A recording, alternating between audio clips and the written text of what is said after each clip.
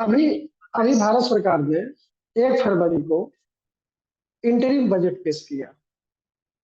सबसे पहले हमको यह समझना होगा कि इंटरिम बजट और जनरल बजट दोनों में क्या अंतर होता है। जब चुनावी वर्ष होता है, जिस साल में आम लोकसभा का चुनाव होना होता है, उसमें सरकार अगर बदलती है तो फिर नई सरकार आती है, वो नई पॉलिसी के साथ आती है और उसका एक अपना विजन और एक अपना बजट होता है।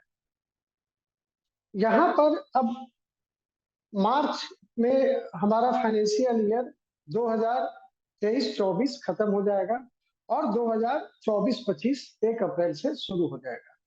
तो सरकार एक इंटरिम बजट पेश करती है कि वो पूरे साल का एक लेखा जोखा देती है कि आगे भविष्य में क्या होगा, और इस आशय के साथ करती है कि अगर सरकार बदलती है या कोई और विजन आता है तो वो एक फुल फ्लेजेड बजट लेकर आएगा। अब आते हैं हम यूनियन बजट। यूनियन बजट जो है हम देखते हैं, और ये क्या कहते हैं,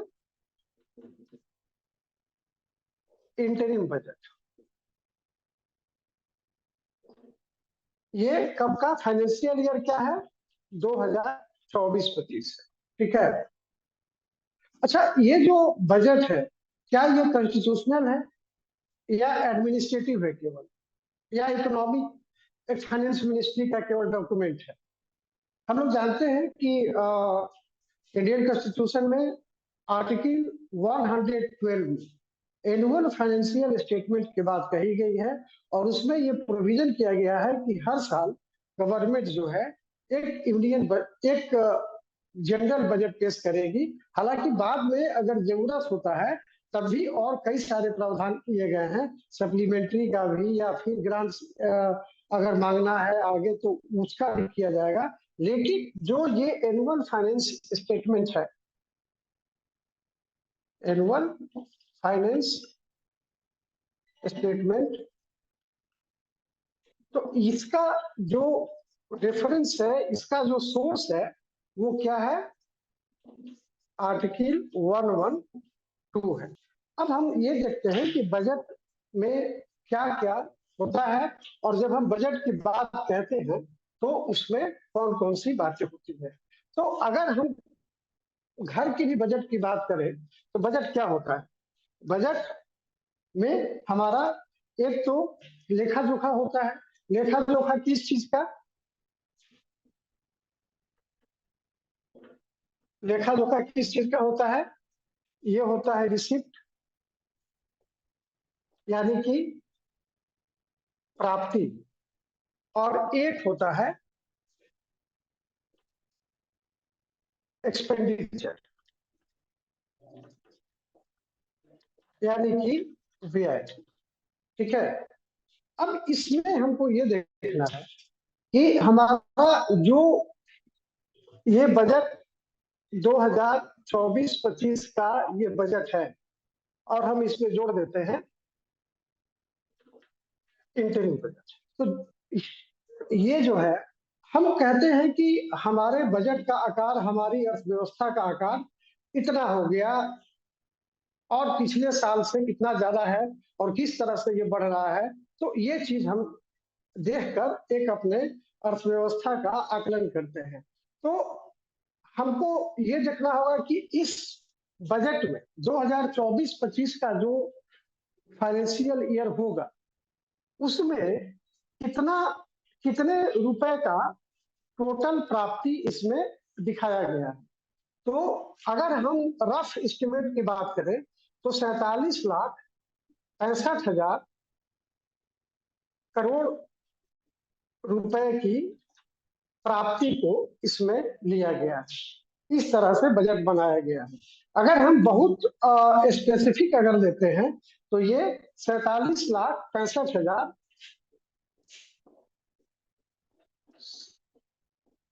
768 करोड़ रुपए का ये बजट होगा। ठीक है।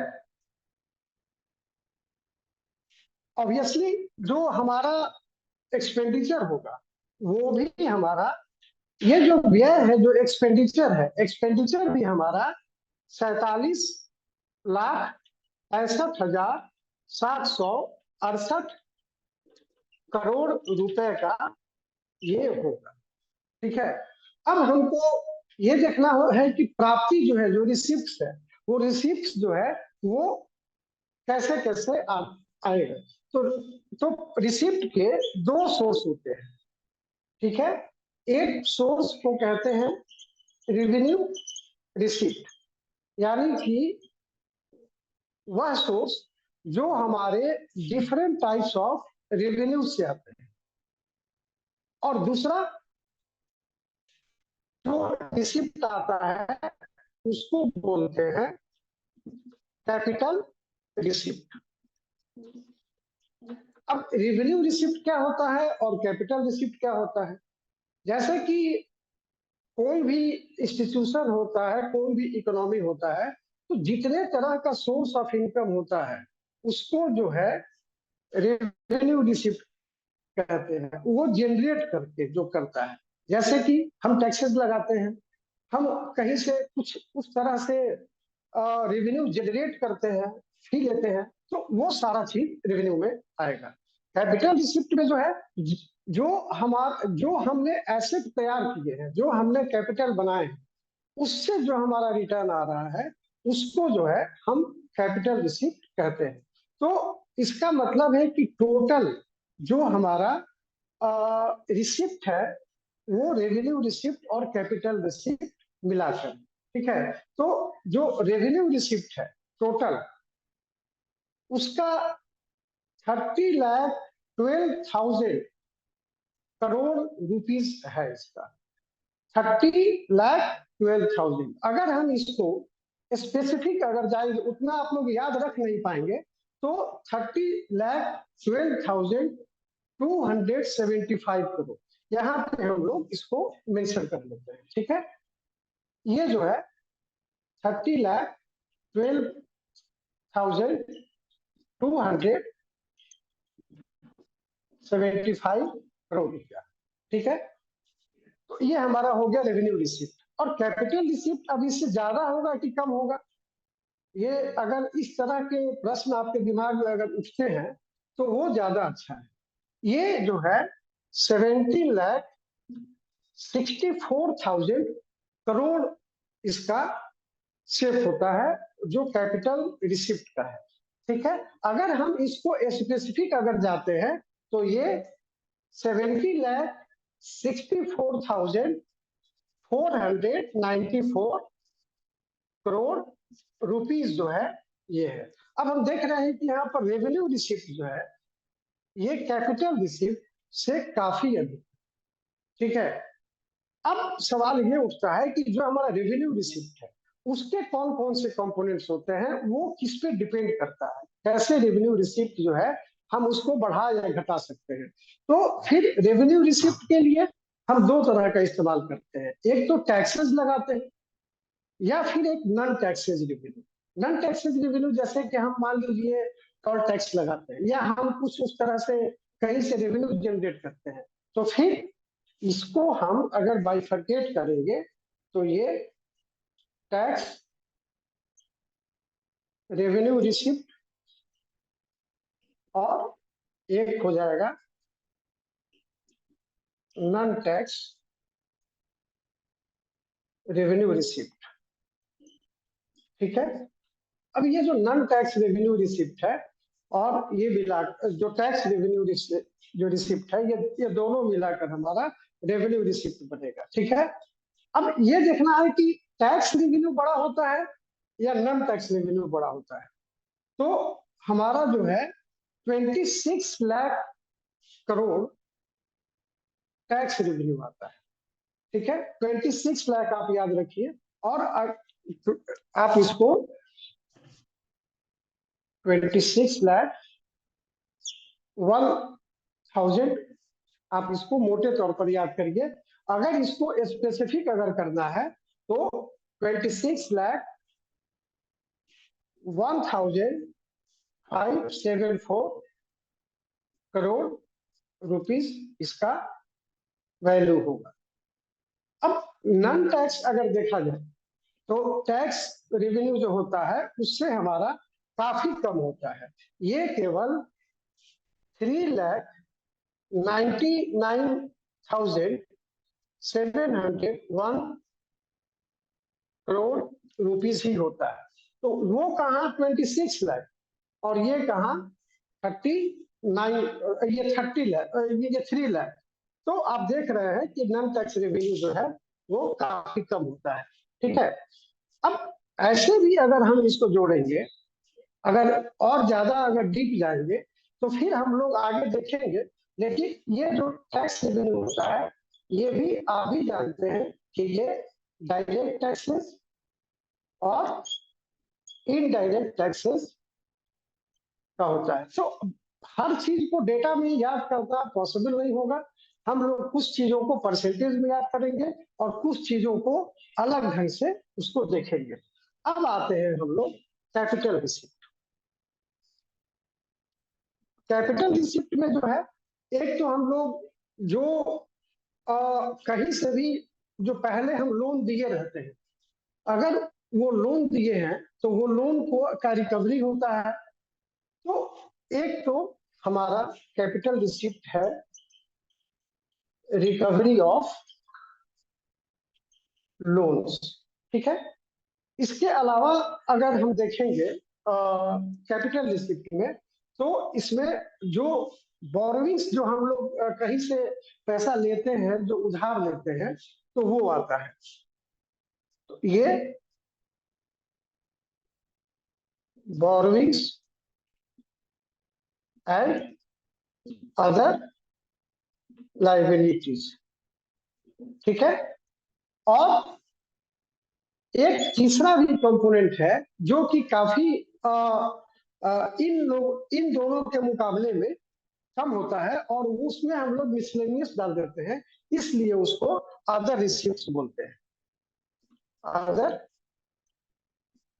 रिसिप्ट्स बोलते हैं। ठीक है, तो इस तरह से अब इसमें अगर देखा जाए कि लोन जो हम लोग देते हैं उससे रिकवरी कितना होता है, तो उससे इस साल मतलब कि जो 2024-25 में जो हमारा वो रिकवरी ऑफ लोन से जो हमारा आएगा वो केवल 29,000 करोड़ रुपया होगा। कितना? 29,000 करोड़ रुपया होगा। ठीक है, सबसे अधिक जो हमारे कैपिटल रिसिप्ट में सबसे अधिक जो होता है वो बोरोविंग होता है, जो हम उधार लेते हैं, और ये कितना है? 16,85,894 तो 16 लाख के आसपास ये होता है। मोटे तौर पर याद रखने के लिए 16 लाख जो है हम लोग उधार लेते हैं। ठीक है, तो 16,85,494 करोड़ रुपीस। और यही जो बोरोविंग्स है, यही जो हम उधार लेते हैं, इसी को फिस्कल डिफिसिट बोलते हैं, यानी कि राजस्व घाटा बोलते हैं। तो अगर हम इसको क्या बोलते हैं? फिस्कल डिफिसिट यानी कि राजस्व घाटा। ठीक है, तो राजस्व घाटा कितना है? ऐसे भी अगर आपसे कोई पूछे, अगर अमाउंट में पूछे तो 16,85,494 और अदर रिसिप्ट जो है ये 50,000 करोड़, ये 50,000 करोड़ ये है। ठीक है, अब इसमें हमको देखते हैं कि जो हमारा एक्सपेंडिचर है वो खर्च कैसे हो रहा है। तो खर्च कैसे हो रहा है?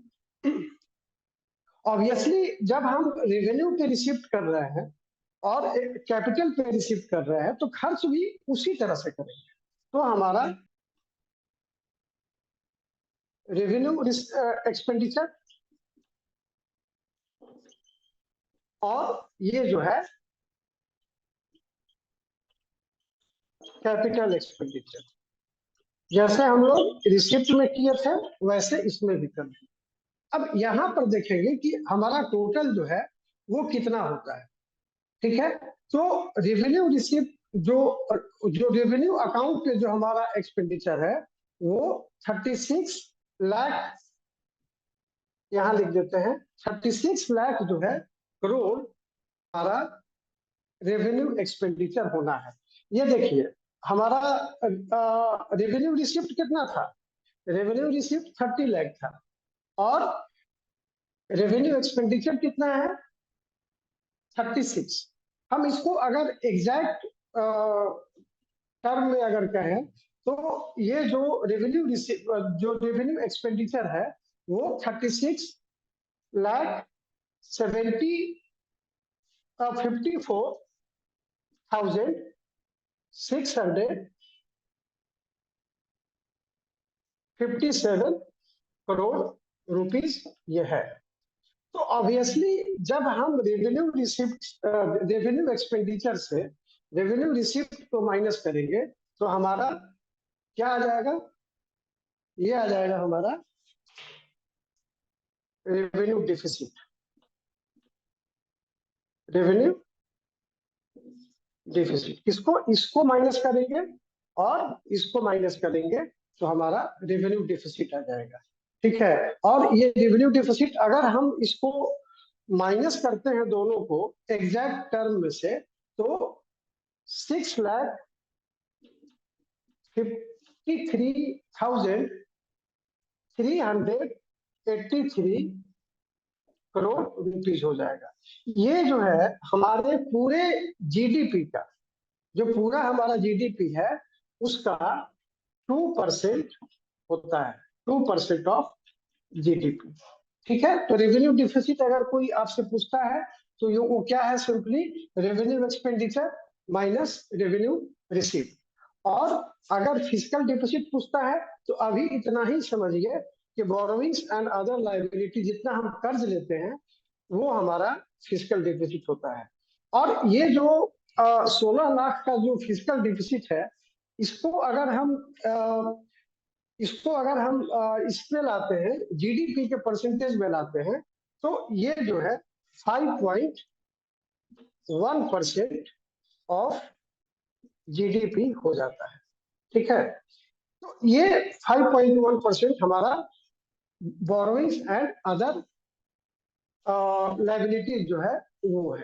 ठीक है, अब अगर देखते हैं कि हमारा जो रेवेन्यू जो एक्सपेंडिचर है और ये कैपिटल एक्सपेंडिचर जो है ये कितना होता है, तो कैपिटल अकाउंट पर जो एक्सपेंडिचर है वो इस साल मतलब 2024-25 में वो 11,111 करोड़ रुपीस ये रखा गया है। 11,111 करोड़ रुपीस ये क्या है हमारा कैपिटल अकाउंट पर एक्सपेंडिचर है। हम इसको जो खर्च करते हैं वो कैपिटल के क्रिएशन पे करते हैं। अब ये जो रेवेन्यू अकाउंट पर जो करते हैं एक्सपेंडिचर, इसमें अगर देखा जाए तो एक बड़ा अमाउंट है जो हमारा वो है इंटरेस्ट पेमेंट। ठीक है, जो हम जैसे कि ये लोन लिए तो इस लोन पर जब ये लोन लिए तो लोन जब हम हर साल इतना इतना ले रहे हैं 16 लाख 15 लाख 14 लाख, तो जाहिर है कि उस पर हमको इंटरेस्ट पेमेंट करना पड़ेगा। और वो इंटरेस्ट पेमेंट जो है हमारे किस पे आता है, रेवेन्यू एक्सपेंडिचर में आता है। और इसी तरह से एक और आता है grants in aid on capital creation. जो कैपिटल बनता मतलब मान लीजिए अगर स्टेट गवर्नमेंट इंफ्रास्ट्रक्चरल डेवलपमेंट करती है, अपना कैपिटल बढ़ाती है, कोई कैपिटल क्रिएशन करती है और उसमें हमको ग्रांट्स इन एड देना है तो उसका एक अलग हम लोग रेवेन्यू अकाउंट पर एक अलग आइटम रखते हैं। इस तरह से जो है, अब ये देखिए कि कैपिटल एक्सपेंडिचर टोटल कितना है 11 लाख यानी कि 11 11 111। हमारा ये टोटल इंटरेस्ट पेमेंट जो है वो 11,90,940 करोड़ रुपीज हो जाएगा। आप समझ लीजिए कि हम इंटरेस्ट पेमेंट पे कितना खर्च करते हैं। इंटरेस्ट पेमेंट पर हम 11 लाख से ज्यादा करते हैं, यानी कि टोटल जो कैपिटल एक्सपेंडिचर है उससे हमारा इंटरेस्ट पेमेंट ज्यादा ही है। तो ये एक, अब ग्रांट्स इन एड वाला जो ये है, तो ग्रांट्स इन एड पर जो है हम लोग बहुत ज्यादा नहीं करते हैं, 3,85,000 के आसपास में करते हैं। और अगर हम एग्जैक्ट करेंगे तो इसमें 582 करोड़ रुपीज जो है ये कर लेंगे। तो grants in aid on capital creation 3,85,000 हो गया, और इंटरेस्ट पेमेंट जो है वो 11,90,000 करोड़ रुपया हो गया। ठीक है, तो अब आपके सामने एक तो क्लियर पिक्चर ये आ रहा है। अगर हम एक बार फिर से रिवीजन कर लेते हैं तो हमारा जो इंटीरियर बजट है 2024-25 के लिए, वो उसका टोटल रिसिप्ट कितना है, 47,65,768 करोड़ रुपया, और व्यय भी हमारा एक्सपेंडिचर भी उतना ही है। लेकिन जो हमारा रिसिप्ट है उसमें रेवेन्यू रिसिप्ट 30 लाख के आसपास, और जो कैपिटल रिसिप्ट 17 लाख, 17.5 लाख से ज्यादा है। और इसमें रेवेन्यू रिसिप्ट में हमारा 26 लाख का केवल टैक्स रेवेन्यू है, यानी कि टैक्स रेवेन्यू जो है हमारा बहुत ज्यादा है। और इधर एक्सपेंडिचर में जो है सबसे अधिक अगर देखा जाए तो हमारा इंटरेस्ट पेमेंट पर एक्सपेंडिचर जा रहा है, कैपिटल पर तो कम ही जा रहा है। तो ये जो है इस तरह से। अब एक और इसमें अगर देखा जाएगा जो ये है, तो रेवेन्यू डिफिसिट का अगर हम इतना निकाले हैं, एक और टर्म पूछा जाता है एग्जाम में, इफेक्टिव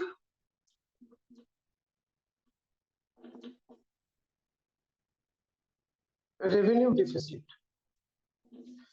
ये इफेक्टिव रेवेन्यू डिफिसिट कितना होता है, कैसे निकालेंगे, उसका कोई फॉर्मूला वगैरह कुछ है? तो रेवेन्यू जो ये रेवेन्यू डिफिसिट आया है, इसमें से अगर ये वाला माइनस कर देंगे, ये वाला अमाउंट, तो हमारा इफेक्टिव रेवेन्यू डिफिसिट आ जाएगा। यानी कि रेवेन्यू डिफिसिट कितना है, 6,53,000, और ये हमारा है 3,85,000। यानी कि effective revenue deficit equals to revenue deficit minus grants in aid on capital creation.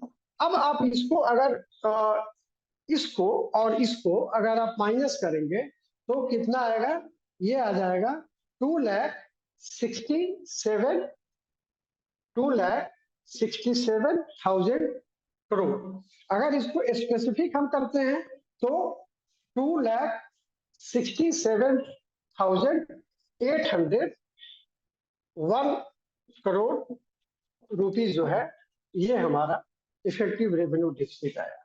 और अगर हम इसको जीडीपी के टर्म में अगर हम कहेंगे तो ये टोटल जीडीपी का, ये टोटल ये जीडीपी का 0.8% ऑफ जीडीपी है, सॉरी 0.8% ऑफ जीडीपी है। ठीक है, ये अगर इफेक्टिव रेवेन्यू डिफिसिट की बात कही जाए तो। अब आते हैं हम एक और ये डिफिसिट है, और वो डिफिसिट क्या होता है, फिस्कल डिफिसिट। हम इसको यहां करते हैं, ठीक है, हम इसको यहां करते हैं फिस्कल डिफिसिट। तो फिस्कल कोई भी डिफिसिट जो निकलेगा तो ऑब्वियसली हमारा जो टोटल एक्सपेंडिचर होगा उसमें से जो हमारा रिसिप्ट है वो हमारा हम उसको माइनस करेंगे। तो एक तो क्या होता है रेवेन्यू रिसिप्ट, ठीक है। अगर रेवेन्यू रिसिप्ट को हम टोटल एक्सपेंडिचर में से माइनस करते हैं तो वो होगा। और दूसरा जो है हम इसमें अदर रिसिप्ट जो है वो लेते हैं, जो अदर रिसिप्ट,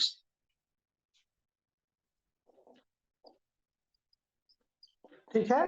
और प्लस अगर हम इसमें और भी जोड़ दें receipts on recovery of loans, जो ये रिकवरी ऑफ लोन्स जो है ये हमारा यहाँ आ रहा था ये वाला। तो अगर हम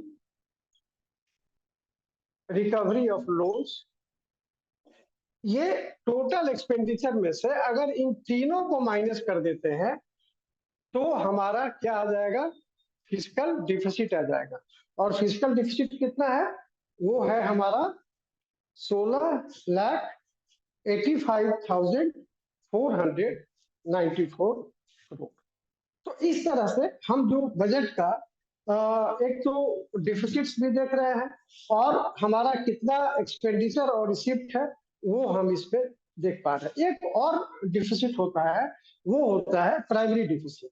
और प्राइमरी डिफिसिट को निकालने के लिए हमको क्या करना पड़ता है कि जो फिस्कल डिफिसिट होता है, जो फिस्कल डिफिसिट यहाँ पर हम निकाले हुए हैं, कहाँ गया, और फिस्कल डिफिसिट जो हम निकाले हुए हैं यहाँ पर, ये फिस्कल डिफिसिट में से अगर हम इंटरेस्ट पेमेंट को माइनस कर देते हैं, यानी कि 16,85,000 में से 11,90,000 जो है अगर हम इसको माइनस कर देते हैं तो ऑब्वियसली ये कितना आ जाएगा।